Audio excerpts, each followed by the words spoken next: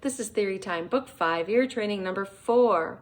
For the very first question, I'm going to play a set of intervals, and I'm going to play either seconds or fifths. Your job is to decide which it is I'm playing. Remember that a second is a small interval. It's also very clashy. It's also the beginning of Happy Birthday, okay? All right, or I might be playing a fifth. Twinkle, twinkle, right? Or Flintstones, right? Either one. So here we go. Please write only the number. We don't need the 2ND or 5TH. Just write 2s or 5s. Here is A. Do you think this is a second or a fifth?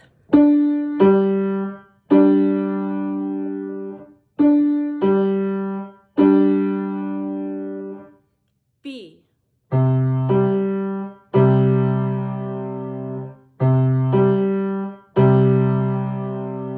C.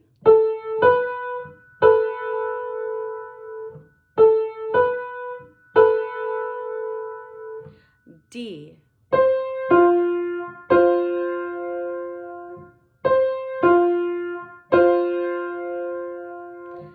E.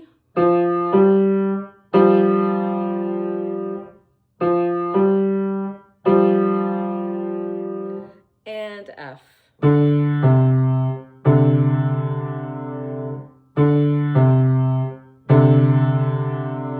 Okay, how did you do?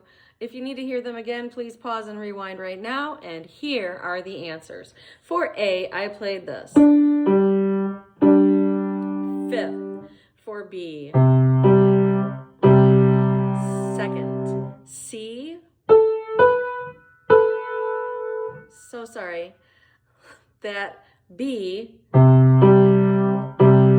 a fifth. Silly me. Okay, now moving on to C. I didn't mean to scare you. This is the second. For D, fifth. And so E, second. And F, second. Okay. So moving on to question number 2. You're going to hear 2 triads with the same key note. That means the same bottom note. And one of the triads will be a major triad and the other one will be a minor triad. And your job is to figure out which of the 2 chords I play is the major chord. Major, most common, most of the things we play are usually in major. And majestic, happy, joyous, all those adjectives that go along with that sound of that chord or key signature. The minor one is the one that sounds a little bit sad, a little darker, a little, oh, it's winter, things like that. So here we go. Here is the first pair of chords. Which one is the major? If it's the first chord, circle the 1. If it's the second chord, circle the 2.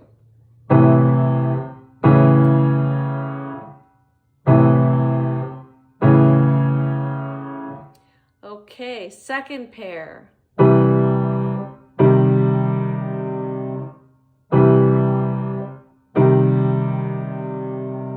Third pair.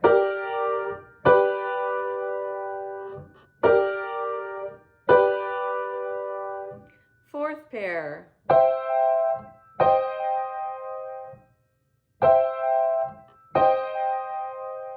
Fifth pair.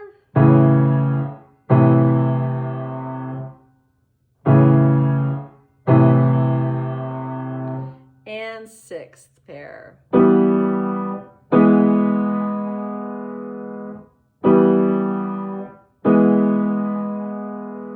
Okay, how did you do? Let's check your answers. For the first pair, I played this. Should have circled 2.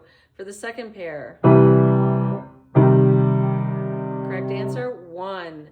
For the third pair, 2. For the fourth pair, 1.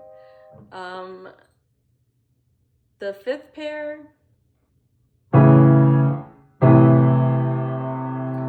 1 again, and the sixth pair, 2. Okay, moving along. Number 3 is rhythmic dictation. It's your job to fill in the rhythms of the 2 missing measures.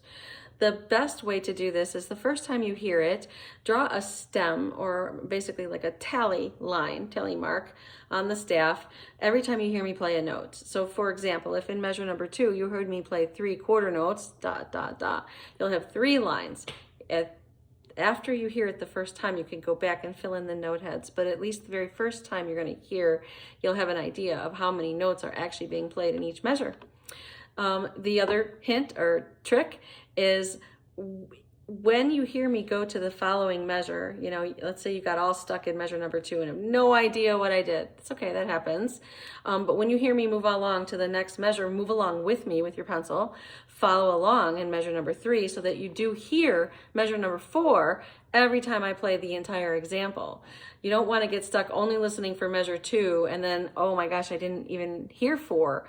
So hear the whole thing every single time. Abandon the measure when I move on to the next measure so you get the other part of it, okay? So get your pencil ready. You're going to follow along with your pencil with me, starting with measure number 1, and draw only tally marks for the first time through. Ready? 1, 2, 3, 1, 2, 3, 1, 2, 3, 1, 2, 3. How'd it go? Did you hear the 4th measure? I hope so. It was easy. It's very typically a lot easier than the other one. So always try to listen to the whole thing all the way through. Here it is again. 1, 2, 3, 1, 2, 3, 1, 2, 3, 1, 2, 3. Okay, if you need more time, hit pause. If you would like to hear it again, rewind. At this point, I'm going to give you the answers, okay? Measure number 2, I played this. 1, 2, 3. Okay, so 1, 2. That was a half note, and then 3, and, right? Those were 2 eighth notes. Don't forget to beam them together at the top. The 4th measure, I played 1, 2, 3. 3 quarter notes. Piece of cake. Moving along to question number 4. Question number 4 is melodic dictation. Now you're not only responsible for the rhythm, but you also need to pay attention to the melody, the pitch, what is happening in this little song. So for this one, I recommend the first time you hear it that you go through and you just draw whole notes like little circles or little slash marks, just kind of following the shape of the melody. Try to listen for steps and skips if there are any, but at least get the up and down, the way it moves, and then you can fill in more details as you hear it again and again, okay? So follow along with me in measure number 1 with your pencil and get ready to make some little marks or little circles. Here we go. 1, 2, 3, 4, 1, 2, 3, 4, 1, 2, 3, 4, 1,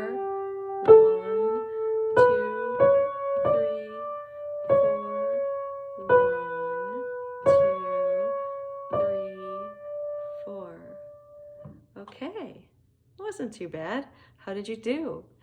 Did you jump ahead to measure number 3 when I jumped so that you heard measure number 4? I hope you did. Also, another hint is that these little examples always end on the tonic. So in this case, we are in the key of D, so that you now know what the last note will be. I also would like you to give a thought to something called pattern and sequence. Sometimes that happens in these little ear training example, and what that means is you have a measure that's a certain kind of a pattern of notes, and then you might have another measure that's exactly the same pattern of notes, only it starts on a different note. So everything might be a step up, but it's doing the same exact interval movement. So this one has a pattern and a sequence. So I would like you to listen again to first measure. Okay, got it? Listen to the second measure.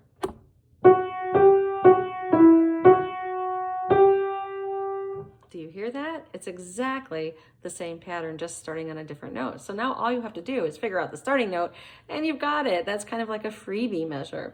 So let's talk about that. The last note in the first measure was an E. The first note in the second measure is this. Step, correct? That is just a step. So now you know your first note in the second measure is an F sharp. Don't worry about the sharp, it's in the key signature. You just need to draw the F. Okay, so now following the pattern of step up, step down, down, quarter, quarter, following that pattern from measure number 1, you should be able to easily fill in the notes on measure number 2, which went. So F sharp, G, F sharp, E, F sharp, G, 4/8 notes followed by 2 quarter notes, right? Measure 3, the last note in measure number 3 was a C sharp, okay? Here's the first note of 4. So C sharp to this one. It's a second again, isn't it? So you should have drawn a B. And then measure number 4, now that you know B is the starting note, did this. Just steps. So B, C sharp, D. Okay, great job.